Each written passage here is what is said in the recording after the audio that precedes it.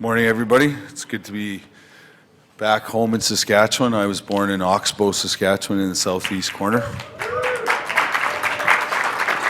And played 4 years with the Moose Jaw Warriors in Moose Jaw, and was a fantastic time to be in Saskatchewan. And, it's funny that the province is doing so well, because when I was here, it wasn't. So I think it's our turn. So thanks for that. I'm standing in front of you today because I represent one of 8 million Canadians who've suffered child sexual abuse in some point in our lives. 1 in 3 girls, 1 in 5 boys before the age of 18 are sexually molested.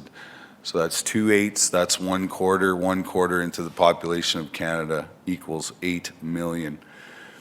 And, from the time I was 14 to 16, I suffered significant abuse from a coach of mine.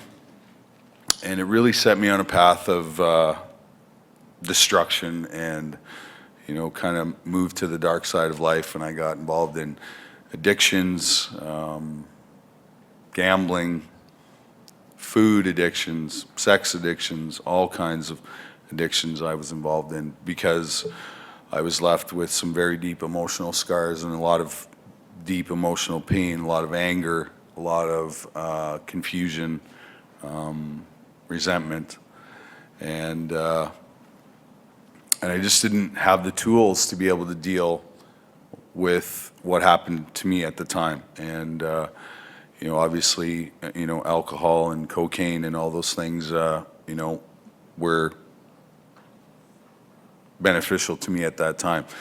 Because I've always said, I can't go to a doctor and say to the doctor, hey, can you write me a prescription for child sexual abuse? And he would look at me and go, it's not going to happen, right? And I can't believe that we live in a country as great as our country, which is Canada, that this type of behavior is acceptable. And, I've traveled extensively across this incredible, amazing country of ours in the last 5-6 years since my book came out. And I have read over 200,000 emails from people revealing to me for the very first time of their own abuse that happened to them. And not only that, they have revealed to me in front of my face. And to see somebody in that kind of pain,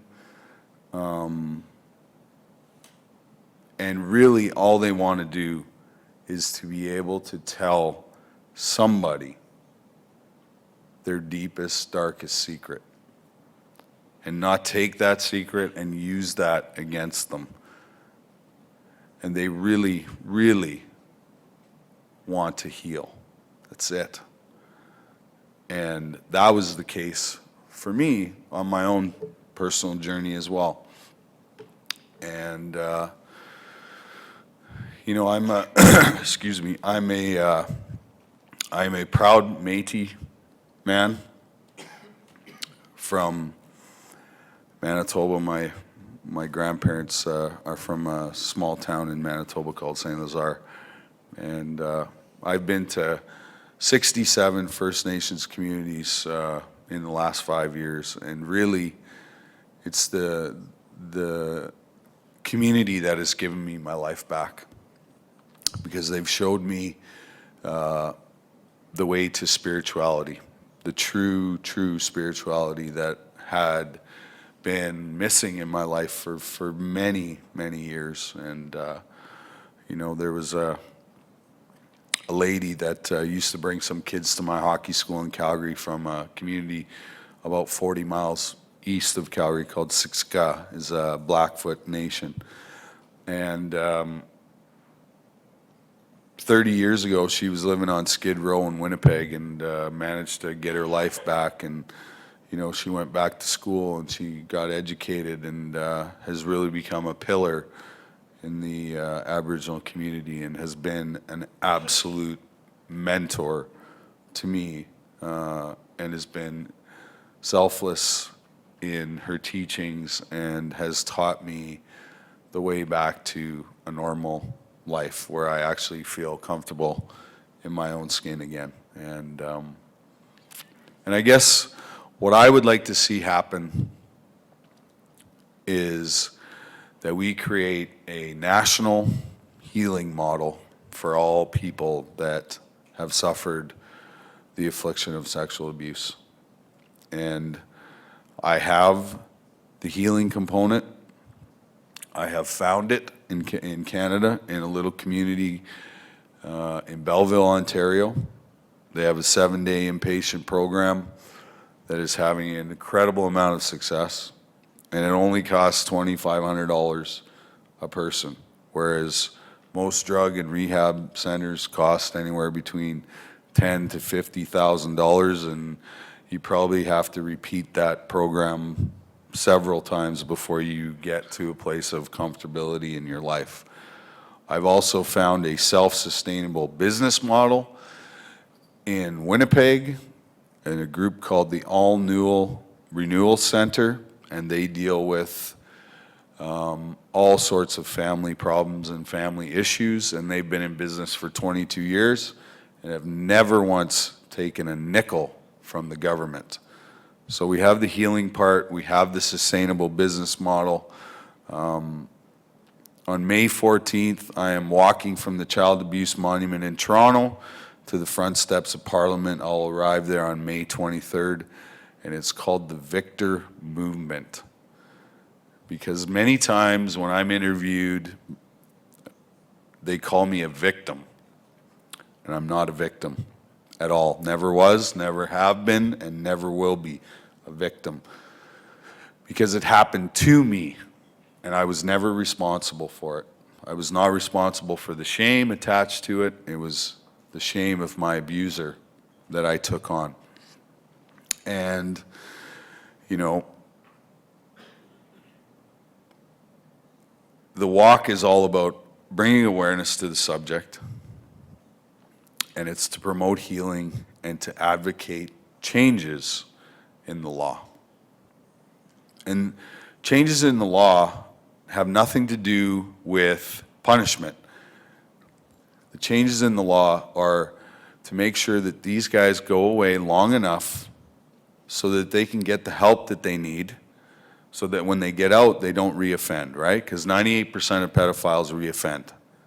And if we can help them to heal and so they don't reoffend again, I think that's an important part of the big circle. Because if we don't deal with the whole entire cycle of abuse, it will continue to happen forever and ever and ever and ever, like it has.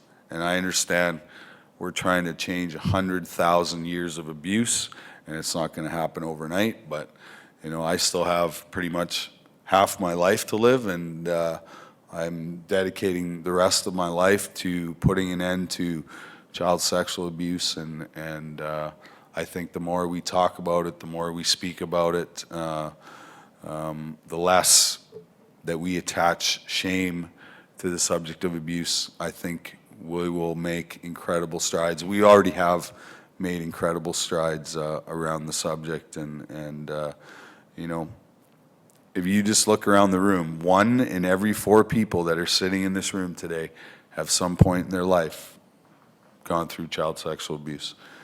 And so we're celebrating 150 years of Canada. You know, I played for my country 10 times. I got to put the maple leaf on my chest.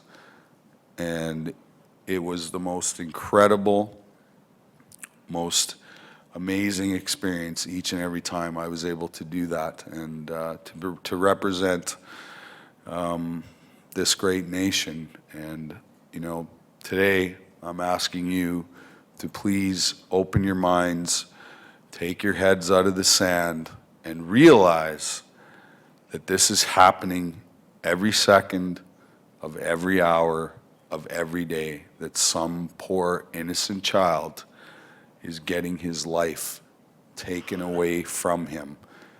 And we, as proud Canadians, as people that care, need to come together to make sure that this stops and this doesn't happen anymore, because it's a horrible thing. And you know, it took me 27 years to feel comfortable in my own skin again.